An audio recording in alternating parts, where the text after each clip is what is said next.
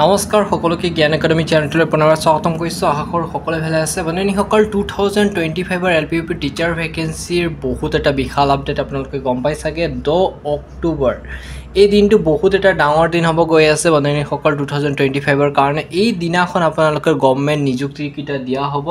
গোটেই LPUP teacher ভেকেঞ্চিৰ গোটেই vacancy যিমান আছে ভেকেঞ্চি গোটেইটো ক্লিয়াৰ কৰা হ'ব।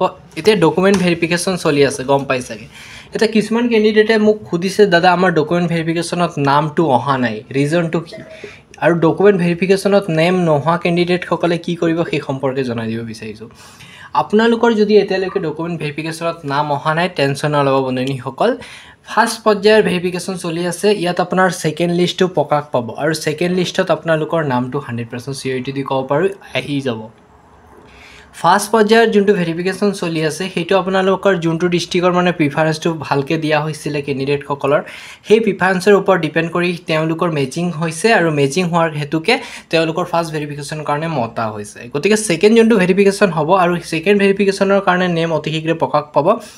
ছেকেণ্ড ভেৰিফিকেশ্যন হোৱাৰ পিছত আপোনালোকৰ যিকেইটা যদি কেণ্ডিডেট বাচিছে থাৰ্ড ভেৰিফিকেশ্যনো হ'ব পাৰে আৰু হোৱাৰ পিছত আপোনালোকৰ ফাইনেল যোনটো কাট অফ থাকিব ফাইনেল লিষ্ট আপোনালোকক প্ৰকাশ কৰি দিব।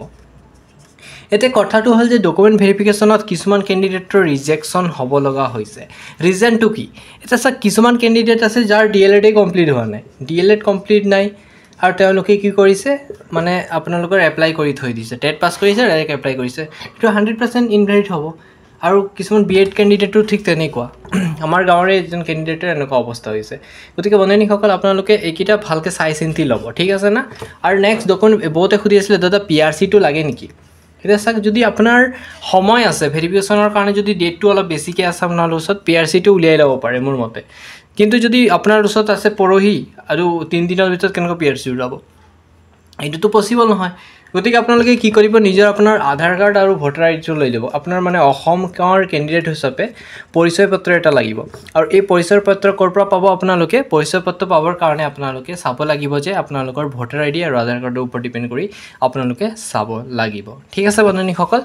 নেক্সট যোনটো আপডেট হয় আপোনালোকক জনাব বিচাৰিছোঁ সেইটো আপোনাৰ PGT আৰু GT টিচাৰৰ ক্ষেত্ৰত তেওঁলোকৰ গম পাই চাগে টেট কাম ৰিকুইৰমেণ্টৰ ভেৰিফিকেশ্যন চলি আছে আৰু ভেৰিফিকেশ্যনৰ পিছতে আপোনালোকৰ ফাইনেল নিযুক্তি প্ৰক্ৰিয়াৰ ক্ষেত্ৰত আপোনালোকৰ লিষ্টটো প্ৰকাশ কৰা হ'ব। আৰু লিষ্টৰ প্ৰকাশ কৰাৰ ক্ষেত্ৰত ইয়াত আপোনালোকৰ যোনটো মই আপডেট নতুনকৈ পাওঁ আপোনালোকক নেক্সট ভিডিঅ'ত জৰিয়তে শ্বেয়াৰ কৰি দিম, ঠিক আছে? ইমানেকৈ সামৰণি মাৰিছোঁ, ধন্যবাদ।